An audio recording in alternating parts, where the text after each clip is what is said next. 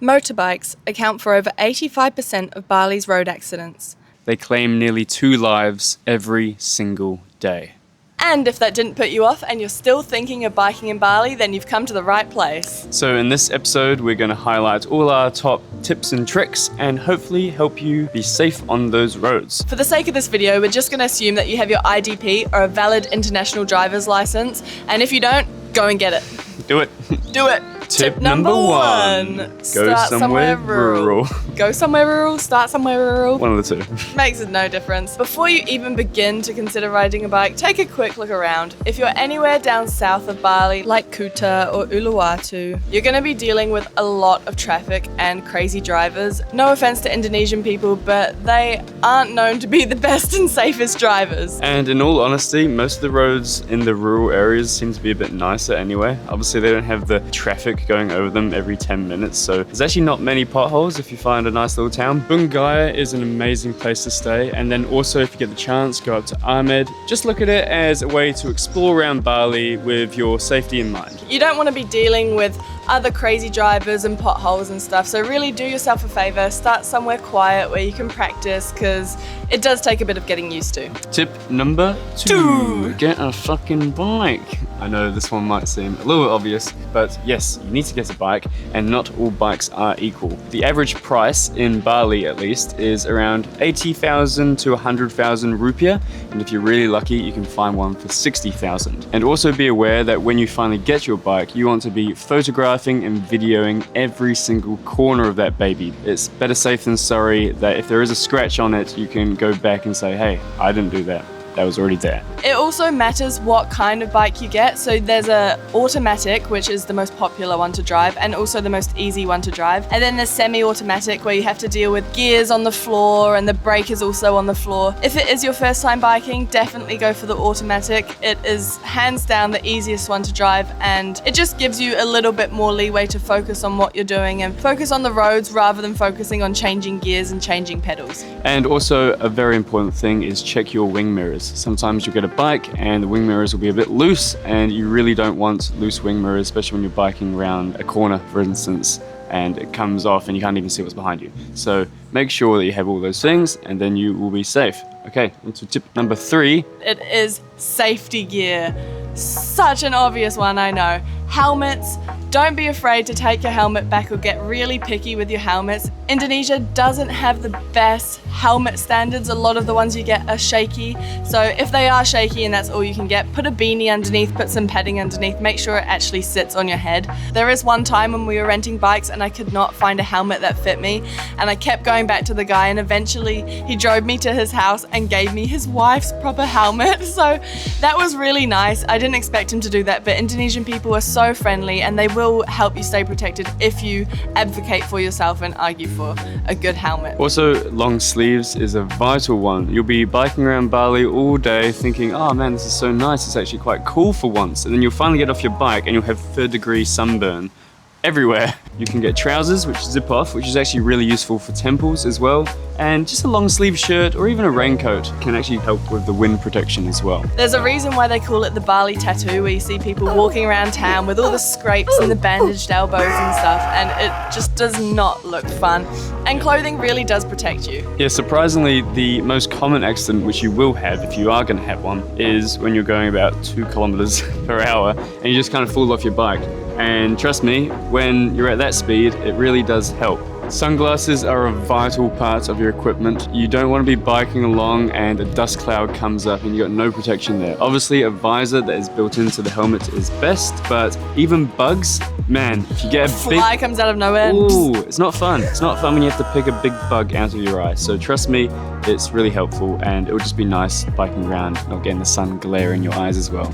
Tip number 4. Create a honking system. This is something fun that we made up when we're biking just the 2 of us. And it's so useful. Because obviously when you're biking and you're each on your own bikes, you can't talk to each other. We have little code words for when we honk our horns. So for example, if we honk 3 times in a row, it means stop or pull over to the side of the road. It could be to take a photo, it could be because something's gone wrong, it could be because we need to check directions. Our next one is honk 2 times, most importantly if you're behind the person, and that means that their indicator is on. Because so many times you'll go around a corner, you'll put your indicator on, and you will forget. It's not like a car where it beeps at you every single time you have your indicator on.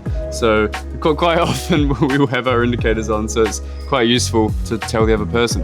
Our next honking system is a little toot toot toot toot toot, which pretty much means for us that we should start filming. So sometimes it's like a beautiful little occasion, location. Kids waving on the side of the road, an animal in the road, cows in the road. You come across all sorts of things on roads in Indonesia, which is so fun. So yeah, not exactly an important one if you're not filming, but just telling you nevertheless. And one final little trivial fact is if someone is overtaking someone else or just on your side of the road and they're just honking, holding down that horn, that pretty much means for you to get the fuck out the way. Because they're coming towards you, they're going on your side of the lane, and they don't care if you live or die. No. They are going on your side, so pull over and be very mindful. Yeah, it's pretty much language in Bali for if you don't get out of my way, you will die. So don't want to freak you out on that one, but that's what that means. And tip number 5, quick little fact, is always fill up your petrol at the big petrol stations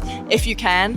You'll see a lot of times on the side of the road they sell petrol in little bottles and canisters. It will cost you a lot more if you buy these little bottles. Obviously they're great in emergencies and we have used them quite a few times, but if you see a big petrol station and you're getting low on gas, definitely stop there because it will save you some money. Also, sometimes I'm quite skeptical of what's actually within these bottles, so yeah, just do it at the petrol station. It's much safer, it's cheaper, there's not really any reason not to do it. Tip number 6, and this is all about going downhill and using your brakes. So if you're biking maybe near the Savannah Nusa or in Mount Agung or Mount Batur, then you're probably going to be going up and downhill quite often, and if that is the case, then your brakes will slowly wear, and before you know it, there is a possibility that they just fail on you and you go flying into a bush. They don't fail just out of nowhere, they fail because they get too hot and the friction of the brakes just stops working because it's too hot. So if you are going downhill, make sure to take lots of breaks, just stop, let it cool down for 10-20 minutes and then you'll be fine again. Also, it's important to squeeze them slightly, not hold them the whole time as you're going down the hill. That obviously wears them out more. And don't use your front brake as often as possible, really. Try and use that back brake because, well, if you use the front brake, you might be going over the handlebars. And also on the topic of the hills, normally it's quite windy, so always stick on the left. Stick further on the left than you think because there are cars coming down the hill or sometimes coming up the hill and they don't care, they'll just go right in the middle of the road. So yeah, keep that in mind as well. And our final tip is generally just observe and be aware of the Indonesian driving habits. I know that might sound like an obvious one, but although Indonesians are such lovely, lovely people, they aren't the best drivers. Terrible drivers. They're such bad drivers. They'll drive on the wrong side of the road, they'll pull out without looking. We're saying this based on a lot of near-death instances of people just being really bad drivers. Not a lot of near-death instances for the family at home. Just a few close encounters. Yeah. If you are aware, then it is completely fine. Don't get road rage. I know it might seem like they have it out for you, like they hate you, like they want to kill you. They really don't. I just don't think they're aware of themselves on the road or other people. It's kind of a free-for-all, so you do have to really look out for yourself. In saying that, Indonesians have been biking and been around bikes pretty much their entire lives. You see kids riding bikes around the roads, so they do know what they're doing, and maybe that is where a bit of the complacency comes from. But they all know their bikes inside and out, so if you do have a problem on the roads or your bike feels a little bit strange or like it might need some maintenance, then pretty much anyone will be able to help you. Also, I don't know if this is a stigma in other countries, but in New Zealand in particular, there is a mindset on the road that if you're going too slow, it's on you and you shouldn't be driving so slow. However, in Indonesia, especially in Bali, people drive whatever speeds they want. So honestly, don't feel embarrassed if you're going 20 kilometers an hour, even 10, it's fine. Just go the speed that you're comfortable with. People will drive past you. It's completely okay. So hopefully, with all these tips packaged up for you, you'll be able to have a brilliant time biking around Bali. Honestly, it's one of the most beautiful little islands to bike around. It's so easy. It's such a great starting point. If you are doing a bigger trip, wonderful place to start. It's such a beautiful country, especially up north, and there is so much more that you can see and do if you are on bikes. So yeah, I'm excited for you. And please let us know if you do go to Bali and you do rent motorbikes, what you thought, what it's like, and hopefully you don't end up with one of those Bali scrapes like a lot of people do. Yeah, No, you won't. Don't Stay get a safe. Bali burn. Don't get a Bali burn. Chicken, be quiet. Okay, well, stay safe. You're going to have a great time. It's the best place to adventure around. Oh, it's going to be so fun. Okay, anyway, bye. Bye. Thanks for watching. See ya. Catch you in the next one. Bye. Bye.